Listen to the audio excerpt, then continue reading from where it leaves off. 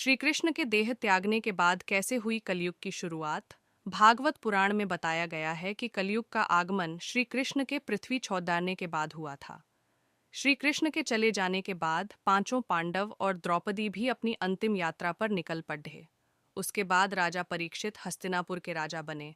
ऐसा माना जाता है कि राजा परीक्षित की एक भूल के कारण ही कलयुग की शुरुआत हुई थी। हिंदू धर्म ग्रंथों के अनुसार समय को 4 युगों में बांटा गया है: सतयुग, त्रेता युग, द्वापर युग और कलियुग। युग परिवर्तन के साथ ही अधर्म की मात्रा भी बढ़ने लगती है। अभी हम और आप कलयुग में रह रहे हैं। कलयुग में अधर्म 75% रहता है। लेकिन क्या आप जानते हैं कि श्री कृष्ण के देह त्यागने के बाद कैसे हुई थी कलयुग की शुरुआत? चलिए जानते हैं भागवत पुराण इसके बारे में क्या कहता है। भागवत पुराण की कथा।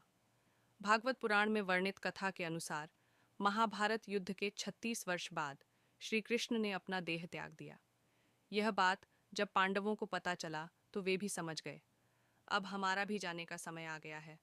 फिर युधिष्ठिर ने अभिमन्यु के पुत्र परीक्षित को हस्तिनापुर का राजा बना दिया। उसके बाद पांचों पांडव द्रौपदी सहित अपनी अंतिम यात्रा पर निकल पड़े। इधर परीक्षित के राजा बनते ही युग परिवर्तन का समय नजदीक आ गया था। कलियुग और परीक्षित एक दिन की बात है। राजा परीक्षित शिकार के लिए जंगल गए। वहां उन्होंने देखा कि एक बैल और एक गाय आपस में कुछ बातें कर रहे हैं। भागवत पुराण में बताया गया है कि धर्म के देवता बैल रूप में और पृथ्वी देवी गाय के रूप में वहां मौजूद थी। सरस्वती नदी के तट पर बैल गाय से पूछ रहा है, आप इतनी दुखी क्यों हैं? क्या आप मेरा एक पांव देखकर दुखी तो नहीं हो रही हैं? बैल के मुख से ऐसी बातें सुनकर पृथ्वी देवी बोली, हे धर्मदेव, आप तो सब कुछ जानते ही हैं।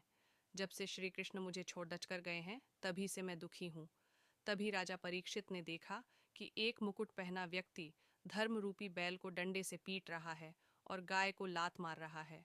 कलयुग और परीक्षित संवाद गाय और बैल को इस तरह पीटता देख राजा परीक्षित क्रोधित हो उठे और पास आकर बोले, रे पापी, तुम इन दोनों को क्यों मार रहे हो? रे पापी, तू कौन है? मेरे राज्य में तुम्हें ऐसा करने का साहस कैसे हुआ? मैं इसकी सजा तुम्हें अवश्य दूंगा। इतना कहकर राजा परीक्षित ने तलवार निकाल ली और कहा, आज तेरी मौत निश्चित है। अब तू मुझसे से नहीं बच सकता। राजा परीक्षित के हाथों में तलवार को देख वह व्यक्ति डर से कांपने लगा। फिर बोला, महाराज, मैं कलयुग हूँ और यहाँ वास करने आया हूँ। इतना कहकर वह राजा के चरणों में गिर गया। तब राजा परीक्षित ने कहा, तुम अब मेरी शरण में हो, अब मैं तुम्हें मारूंगा नहीं, लेकिन इसी समय मेरे राज्य से निकल जा। कलयुग ने कहा, महाराज, पूरी पृथ्वी पर तो आपका ही राज्य है, मैं कहाँ जाऊं? तब राजा परीक्षित ने उसे 4 स्थान रहने को दिए।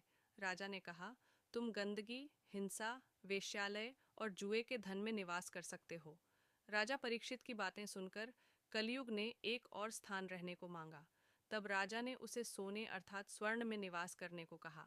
राजा परीक्षित पर कलयुग का प्रभाव समय बीतता गया और एक दिन राजा संध्योपासना के समय पवित्र होना भूल गए। उसी समय कलयुग ने उनके मुकुट में प्रवेश कर लिया जो सोने से बना हुआ था। उसके बाद एक दिन राजा शिकार को गए तो उन्हें जोर की प्यास लगी। वह पास ही स्थित एक आर्षि के आश्रम में गए। आर्षि उस समय तपस्या में लीन थे। राजा ने उनसे जल देने को कहा, लेकिन तपस्या में लीन होने के कारण वह राजा की बातें सुन नहीं सके। बार बार कहने पर भी जब राजा परीक्षित को पानी नहीं मिला तो उन्होंने एक मृत सांप को ऋषि के गले में डाल दिया और वहां से चले गए। ऐसा कलयुग के प्रभाव के कारण हुआ। कलयुग के प्रभाव से राजा परीक्षित की बुद्धि भ्रष्ट हो चुकी थी। राजा परीक्षित की मृत्यु कुछ समय बाद जब आर्षि श्रृंगी आश्रम लौटे तो आर्षि के गले में मृत सांप को देख वह क्रोधित हो गए। उसके बाद उन्होंने शाप देते हुए कहा, ऐसा अधर्म जिसने भी किया उसकी मृत्यु आज से ठीक 7वें दिन तक्षक नाग के काटने से हो जाएगी। फिर ऐसा ही हुआ। 7वें दिन राजा परीक्षित को तक्षक नाग ने काट लिया और उनकी मृत्यु हो गई। ऐसा माना जाता है उसी दिन से कलयुग का आरंभ हो गया।